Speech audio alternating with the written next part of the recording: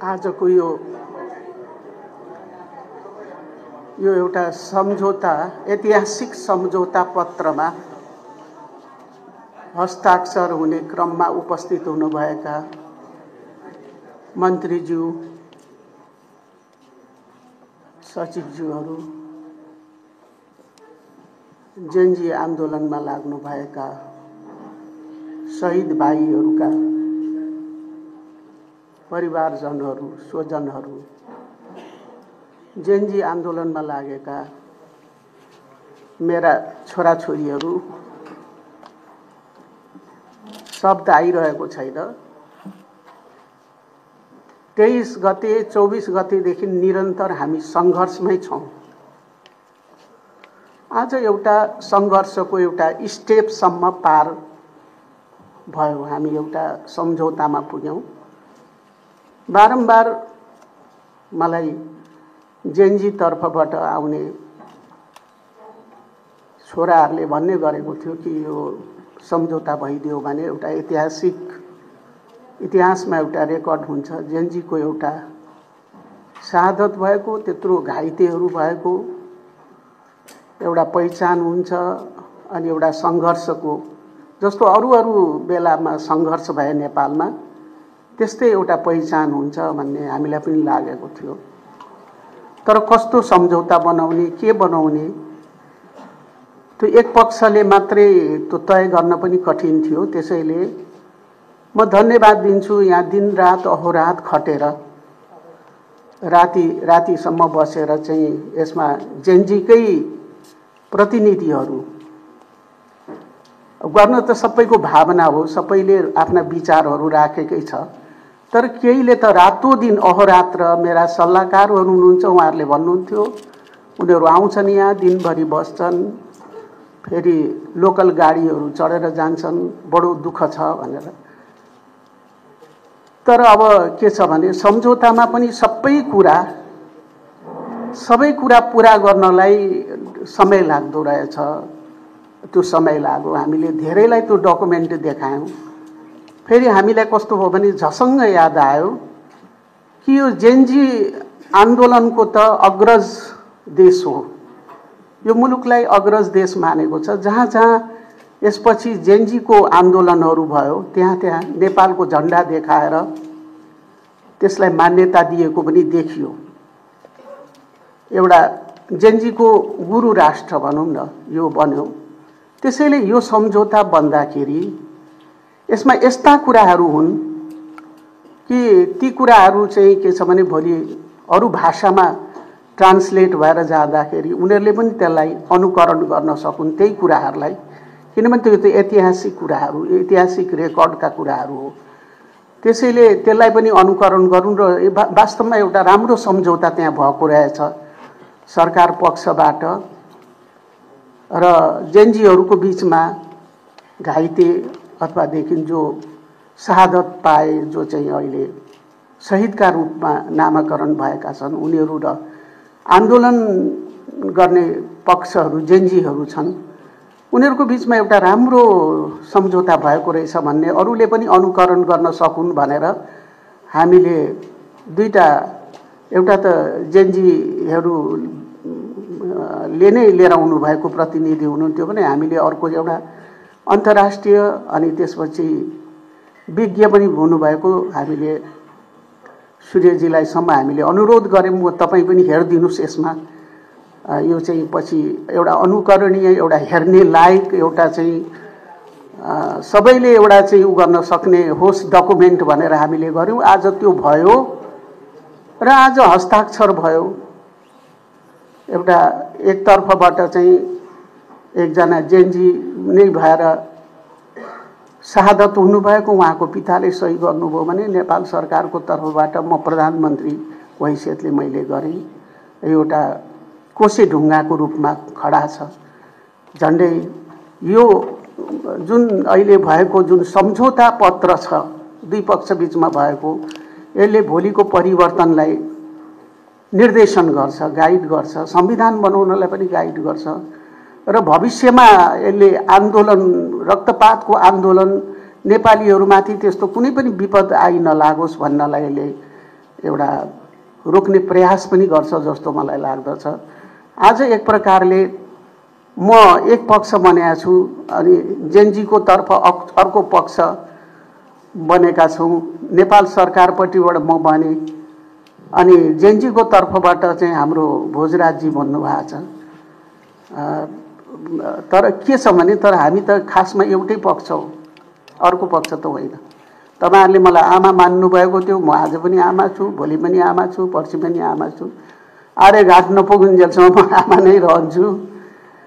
तपाईहरु मेरो सन्तान हो, छोराछोरी हो, मैले माया गर्नुपर्छ, मैले हेर्नुपर्छ।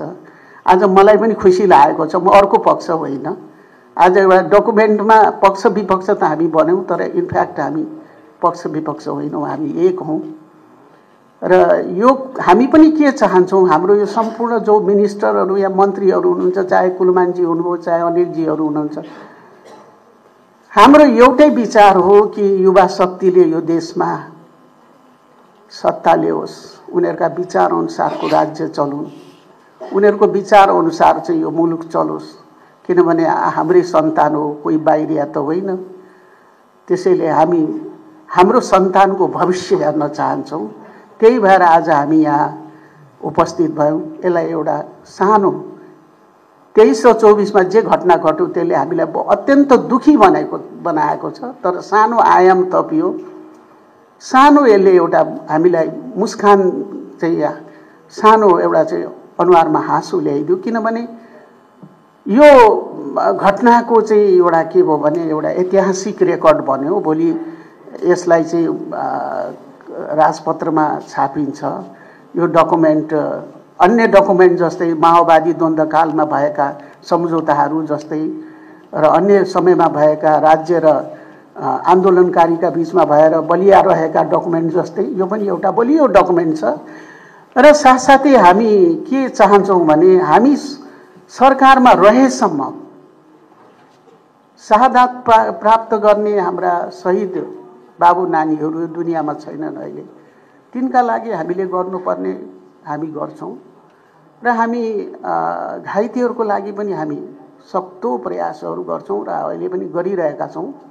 र त्यसपछि चाहिँ के छ भने जति पनि हाम्रा युवा शक्ति छन् तिनलाई चाहिँ देशमै रोजगार मिलोस् र मुलुकमै बसुन् र तिनीहरू एउटा भविष्यको राम्रो कर्णधार बनुन् र उनीहरू यो देशको चाहिँ एउटा के छ भने राम्रो राजनीतिज्ञहरू बनुन्, देश चलाउन् भन्ने हाम्रो इच्छा छ। त्यो इच्छा हाम्रो पुगोस् भन्ने हामी चाहन्छौं। र तपाईहरु सबै यहाँ दुई पक्ष आउनुभयो, भेला हुनुभयो। एउटै डकुमेन्टबाट सबैका इच्छा त कहाँ पूरा हुँदो रहेछ हैन। सबै कुरा पुर्याउन पनि गाह्रो हुन्छ, सबै कुरा पुग्दो रहेनछ। तर म अब यहाँ धन्यवाद दिन चाहन्छु जुन जेनजी बाबुहरुले छोराछोरीहरुले यहाँ दिनरात आएर खट्नुभयो, उनीहरुलाई पनि म धन्यवाद दिन्छु। हाम्रा सरकारको तर्फका सचिवहरूले पनि तपाईहरुसँग बसेर अहोरात्र खटेर काम गर्नु भएको छ। स्पेशली गोविन्दजी एउटा त मैले देखेँ, अरु को हुनुहुन्थ्यो उहाँहरु सबैलाई के नाम हो उहाँको, भीष्मजी के थर के हो, भीष्म भुषाल है, भीष्म भुषालजी, अरु को हुनुहुन्छ म सबैलाई धन्यवाद दिन्छु। हाम्रो बबुलुजी मन्त्रीजीलाई पनि धन्यवाद दिन्छु। हाम्रो सुदन गुरुङ मेरो जेठो छोरो, उलाई पनि धन्यवाद दिन्छु। सबैलाई धन्यवाद दिन्छु। म आइजी साहबलाई पनि धन्यवाद दिन्छु, गृहमन्त्रीज्यू सबैलाई, अनिलजी, हाम्रो कुलमानजीहरू, हजुर राजु गुरागाईजीलाई, चापागाई राजु चापागाईजीलाई र अर्को हाम्रो सूर्य ढुङ्गेलजीलाई पनि म धन्यवाद दिन्छु। सबैलाई म धन्यवाद दिन्छु। यति भन्दै म बिदा हुन्छु। ल सबैलाई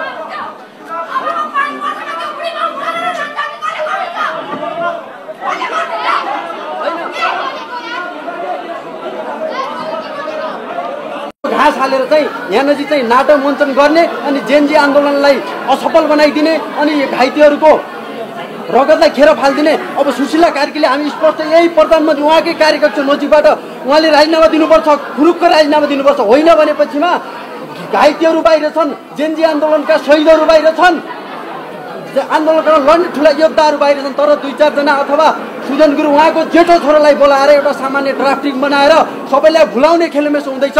होसियार रहनु होला जेनजी साथीहरू, यो भुलाउने खेलमेसो हो। जेनजी आन्दोलनलाई असफल बनाउने, यो शहीदको रगतमाथि खेलबाड गर्ने र आफ्नो जेठो छोरालाई बोकेर विभिन्न राजनीतिक स्वार्थहरू लिने, राज्य दोहन गर्ने यो अहिलेका सम्माननीय प्रधानमन्त्री सुशीला कार्की हुनुहुन्छ। उहाँले तत्काल राजीनामा दिएर अगाडि बढ्नुपर्छ। जेनजीले अब सरकार बनाउँछ, हामी प्रधानमन्त्री बन्न तयार छौँ, हामी मन्त्री बन्न तयार छौँ। यो देशलाई कसरी चलाउनुपर्छ हामी देखाइदिन्छौँ। तपाईँले जेनजीले नै सरकार बनाउनुपर्छ भनिरहँदाखेरि तपाईँकै जेनजी साथीहरूमै पनि तपाईँहरू बिचमै त्यो देखिरहेको छ। यसले त झन् राम्रो सन्देश गएको देखियो होइन। आज हामीलाई यो ड्राफ्ट तयार पार्न अथवा मसौदा तयार पार्न हाम्रो भूमिका पनि छैन। मात्र के भन्दा आज सहमति हुँदैछ, के रहेछ सुन्न आउँ भनेको, कसरी हुँदैछ, पहिला राष्ट्रपतिसँग हुँदैछ भन्ने कुरा गरियो, भुल्याइयो।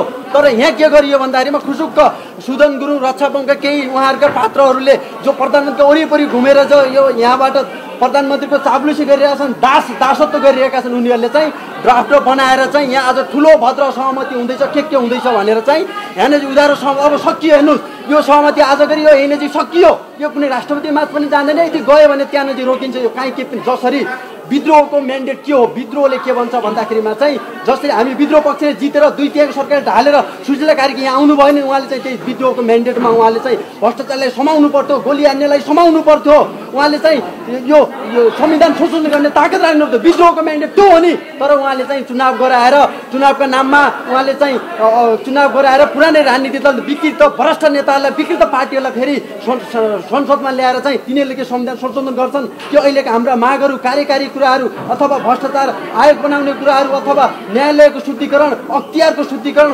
आयोगहरूका शुद्धिकरण, प्रदेशका शुद्धिकरण पछाडिका ती भ्रष्ट नेताहरू गर्न सक्दैनन्। जेनजीको वास्तविक प्रतिनिधि हो भनेर चाहिँ हामीले कसलाई पहिचान गर्ने, कसरी पहिचान गर्ने? तिनीहरू जेनजीका प्रतिनिधि पानी बाँड्नेहरू आज जेठो छोरो भनिन् नि हो। यहाँबाट सबै मिडिया आदरणीय साथीहरू उहाँले मेरो जेठो छोरो भन्नुभयो नि, खै अरू ती घाइतेहरू यो देशका के छोरा होइनन्? के अरू बाहिर माइतीको अगाडि ढलेको यो देशको छोरो होइन? के अहिले त्यो खुट्टा भाँचिएको त प्रतीक बोहरा के उनको छोरो होइन? त्यही पानी बाँड्न आएको जो मान्छेले चाहिँ अहिले यो सत्ता उहाँको वरिपरि घुमेर यो सत्ताको राइडाइ गरेर यो राज्य दोहनमा लागिरहेका छन्। यिनका जेठा छोरा हुने, लोकप्रिय पात्र हुने, यो ड्राफ्ट कुनै पनि मान्ने छैन। हामी स्पष्ट के भन्न चाहन्छ आदरणीय जेनजी साथीहरू, आज सम्झौताको नाममा जेनजी आन्दोलन असफल बनाउने, जेनजी आन्दोलनलाई तुवाउने, जेनजी हाम्रा घाइते अथवा शहीदको रगतमाथि खेलबाड गर्ने प्रयत्न भइरहेको छ। यो सरासर गलत छ। आन्दोलनको म्यान्डेटलाई मर्न दिनु हुँदैन। आन्दोलनको म्यान्डेट यो होइन, चुनाव होइन। फेरि पनि भन्छु, माइतीघरमा ढलेको मेरो दाजुले, मेरो भाइ त्यो चुनावका लागि लडेको थिएन, चुनावका लागि गोली खाएको थिएन। यो देशमा भ्रष्टहरू छन्, यो देशमा दलालहरू छन्, बिचौलियाहरू छन्। यो देशको शासकीय स्वरूप त्यो आन्दोलनको म्यान्डेटमा पुरा हुनुपर्छ भन्ने त्यो भएन। यो कुरामा हाम्रो विरोध छ। हामी अब यो कुरालाई सशक्त अगाडि बढाउँछौँ र सुशीला कार्कीले चाहिँ अब राजीनामा दिएर बाटो छोडिदिनुपर्छ। जेनजीहरू अब आफै अगाडि बढेर यो सरकार चलाउन तयार छन्, हामी तयार छौँ भन्न चाहन्छु। धन्यवाद। एउटा महत्त्वपूर्ण कुरा छ यहाँनिर। महत्त्वपूर्ण कुरा के हो भने सबै यो देशका नागरिकले बुझ्नुपर्ने कुरा, यो हामीलाई उल्लु बनाउनको लागि मात्र गरिएको काम हो। यहाँभित्र आएका म्याक्सिमम मान्छेलाई त्यो ड्राफ्टको बारेमा अध्ययन पनि छैन, ज्ञान पनि छैन, थाहा पनि छैन। तर कुरा के हो भने सुन्नु, यो राष्ट्रपतिबाट कार्यान्वयन भएन भने यसको कुनै औचित्य रहँदैन। अर्को सरकार आयो भने यो मागपत्रको यो म्यान्डेटको कामै छैन। हेर्नु, यसमा चाहिँ के छ भने कार्यान्वयन हुनका लागि भोलिको दिन अर्को सरकार आयो भने त यसलाई खारिज गर्छ नि त। जेनजीलाई संस्थागत गरौँ भनेर आएको नि त हामी यहाँ, होइन? अहिले चाहिँ उहाँले सिग्नेचर गर्नुभयो, संस्थागत त भयो, ठिक छ। ल, उहाँको सरकार ढल्ने बित्तिकै अर्को सरकार आयो, उसले चाहिँ मान्दैन भने चाहिँ के हुन्छ? त्यो भएर नागरिकले बुझ्नुपर्छ, यसको औचित्य छैन है त।